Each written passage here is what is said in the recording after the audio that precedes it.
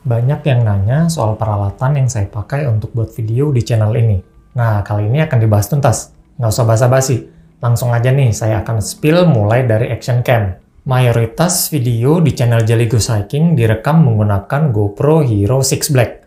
Tongsis pakai shorty dari GoPro yang bisa dijadiin mini tripod.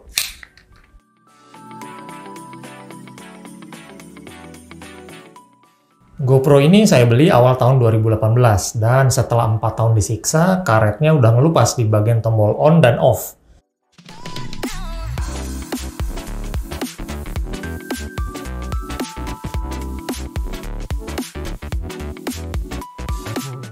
GoPro Shorty juga ikutan nyerah, sekarang nggak bisa ngunci lagi alias udah lost. Bener-bener dipakai abis-abisan. Ini adalah settingan utama saya ngonten selama bertahun-tahun. Jadi hanya GoPro dan Shorty. Nggak ada mikrofon, nggak pakai lighting, nggak ada aksesoris tambahan lain. Simple dan nggak ribet. GoPro Hero 6 Black inilah yang membantu saya bisa monetisasi YouTube dari 0 subscribers hingga 30 ribuan seperti sekarang. Emang nggak gampang dan prosesnya lama. Cuman ya balik lagi ke tujuan awal. Saya bikin channel ini buat senang-senang dan sebagai pelampiasan ide-ide kreatif yang ada di kepala. Jadi mesti enjoy. Soalnya kalau dari awal udah mikirin AdSense dan endorsement, dijamin stres. Karena jadi kerjaan rutin. Ada target view dan engagement. Dan masih banyak lagi. Bukan sekedar hobi yang buat happy-happy aja. Oke, sekarang kita beralih ke kamera. Saya pakai Ricoh GR2 yang dibeli 7 tahun lalu. Buat konten pendamping GoPro khusus untuk foto-foto high-res. Soalnya kalau hanya mengandalkan GoPro untuk foto, ya hasilnya dijamin mengecewakan. Ricoh GR2 ini sebenarnya nggak diperuntukkan untuk konten atau ngevlog, melainkan street photography. Tapi berhubung kamera ini udah ada 3 tahun sebelum saya serius bikin konten di YouTube, akhirnya ya dimaksimalin aja daripada beli yang baru. Kamera ini nggak punya lensa zoom, cuma nggak masalah buat saya karena udah terbiasa motret pakai fixed lens di kamera full frame. Terutama lensa 28 yang kebetulan setara dengan lensa 18,3 mm di Ricoh GR2.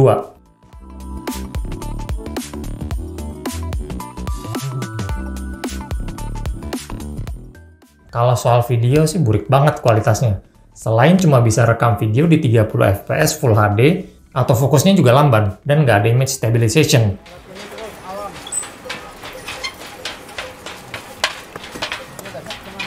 Cuma kalau hasil foto, jangan ditanya. Puas banget sama hasilnya.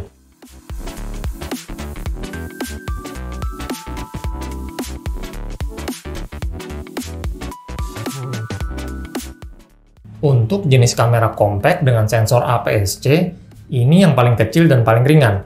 Cuma 251 gram. Kalau kalian tahu ada kamera compact APS-C yang lebih ringan dan lebih kecil, tolong koreksi saya dan tulis di kolom komen ya. Karena kecil, ringan, dan slim, kamera ini bisa saya selipin dengan gampang di kantong atau tas lempang ukuran apapun.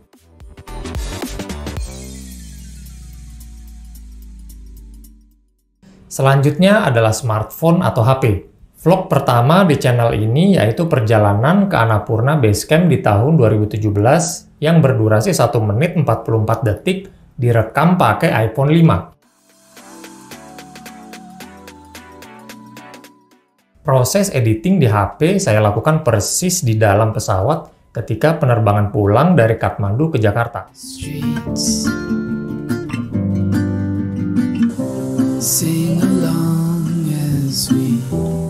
Setelah iPhone 5 ini mati total, saya beralih ke Android biar lebih fleksibel dan mempermudah hidup.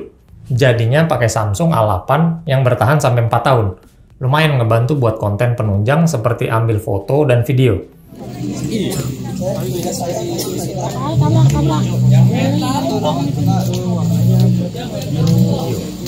Walaupun belum mati total, tahun ini Samsung A8 terpaksa diganti karena selain baterainya udah mulai bocor, saya butuh HP dengan kapasitas penyimpanan yang cukup besar, dengan kamera yang oke. Kalau A8 selain kameranya nggak bisa wide shot, internal storage-nya juga cuma 32 GB.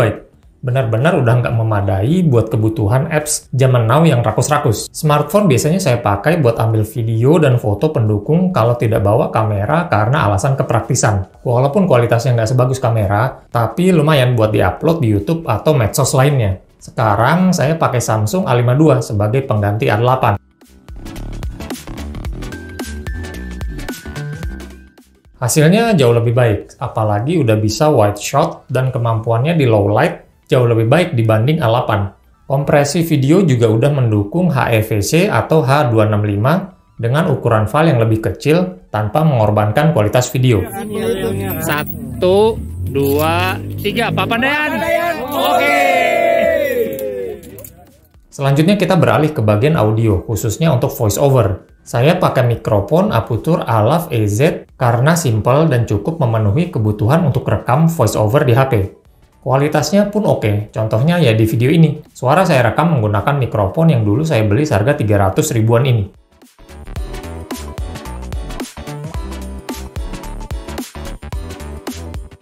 Setahun belakangan, saya nambah beberapa peralatan pendukung, salah satunya tripod Gisomos GP05ST. Tripod ini pas banget buat kebutuhan saya karena packingannya ringkas, cuma 30 cm. Dan kalau dipanjangin bisa sampai 1 meteran. Beratnya cuma 447 gram dan harganya 200 ribuan. Berikutnya adalah mic eksternal stereo Boya BY-MM3.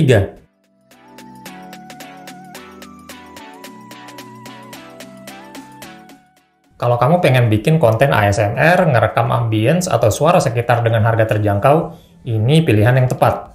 Polar pattern dari mic ini adalah omnidirectional, jadi bisa merekam suara 360 derajat. Kalau kamu pengen dengar hasil videonya, coba pasang dulu earphone atau headphone ya, lalu nonton preview beberapa video berikut.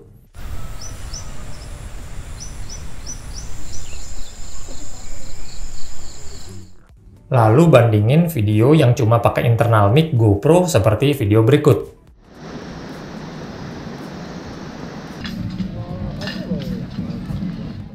Berasa banget kan bedanya?